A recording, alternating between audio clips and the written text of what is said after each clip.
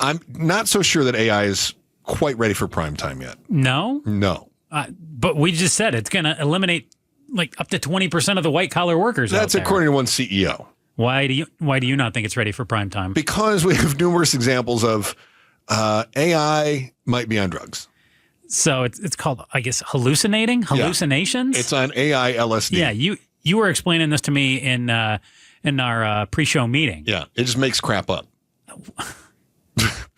Isn't AI using the stuff that's in the internet that we tell it to read? Why is it making stuff up? Well, for instance, if you are an attorney and you need to cite previous cases that are germane to your argument, case law, you may not have something that is parallel. And can AI cobble something together? Will it be able to understand the nuance of law to say that it may not be an apples to apples argument, but it is an oranges to grapefruit argument.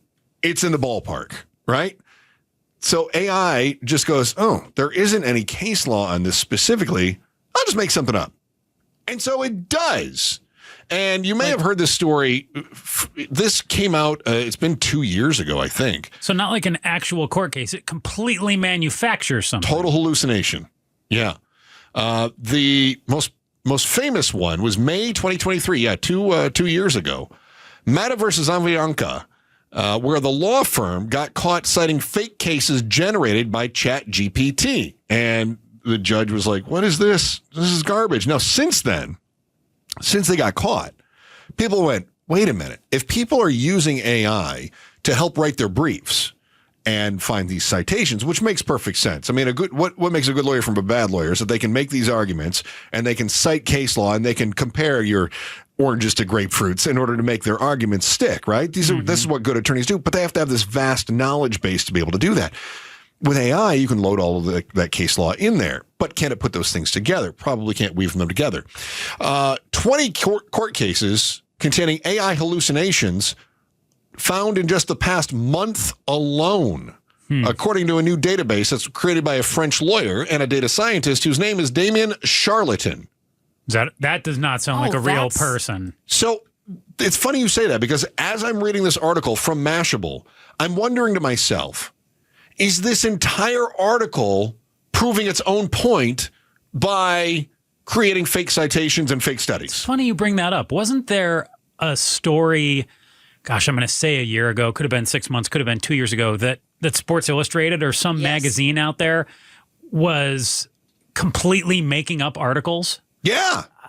There was. Yes. How did that story go? Let me tell you something. I think you're right. There's a story from last week where AI completely fabricated things and they got published in newspapers. Have you not heard this story? I did see this, but it was some smaller newspapers. No, like it was the Chicago Sun-Times and then another one. So it was the... Sun-Times is the biggest one, though, right? Yeah, okay. So it's the King's syndication that does all the comic strips and things like that. They were giving a list of books to read or something. Summer reading. And only 5 of the books out of the 15 even exist. Well, that's going to be easy reading then. The authors are real. That's my kind of reading list. But the titles, and it even gave a synopsis. That's crazy. For the stories, and they do not exist. Yeah. And it had some other articles, and it made up people from colleges. So-and-so, the professor of leisure studies at Harvard, that person doesn't exist. No, so we've got some work to do. Now, how big a problem is it, especially when we're talking about white collar, we're talking about in-law? So we found 20 just in the last month alone, according to a study which we think is legitimate, although it's a French guy whose name is Charlatan, so that's kind of a red flag to me. Who may or may not be real. Yeah, we don't know. So what's going on in the court system? And suppose that you're being sued. Suppose that I'm suing you, Joe, for... libel? Yes.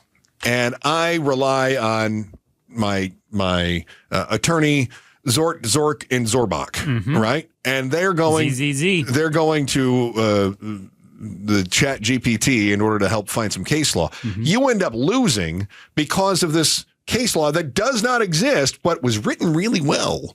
And the courts go, that seems legit.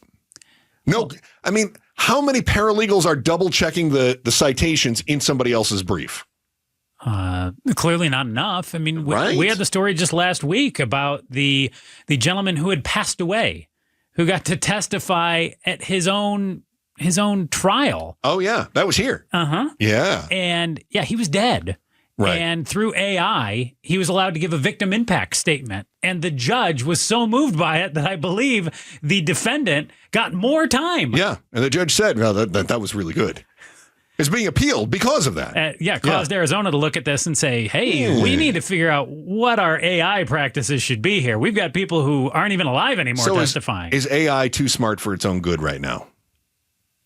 Or too devious that it's making things up. We're saying help us out with this, and it's trying to accomplish the goal at any cost. Yeah. I mean, it's the kind of thing that you would do if you're an attorney. You go, hey, you ask your paralegal, go find me these cases, and it's like a paralegal that goes, I can't find any cases, but I got to have something or else.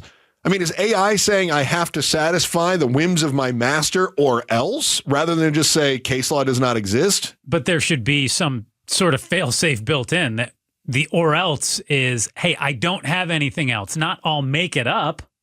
I would think so, but maybe the 77% of Americans that say we need to slow down a little bit are right, because maybe this is an example of how this could have real-world impacts. Imagine you're found guilty of libel because of garbage that my AI made up in our court case, and all of a sudden you owe me, how much am I suing you for? Probably $12. Keep going. Add 6 zeros behind that. All right. You owe me. Was that libelous? You owe me $12 million, all based on nada. That seems problematic. Thanks for watching the Chris and Joe Show. Click to see more from Chris and Joe and tap the button in the middle to subscribe to KTAR News.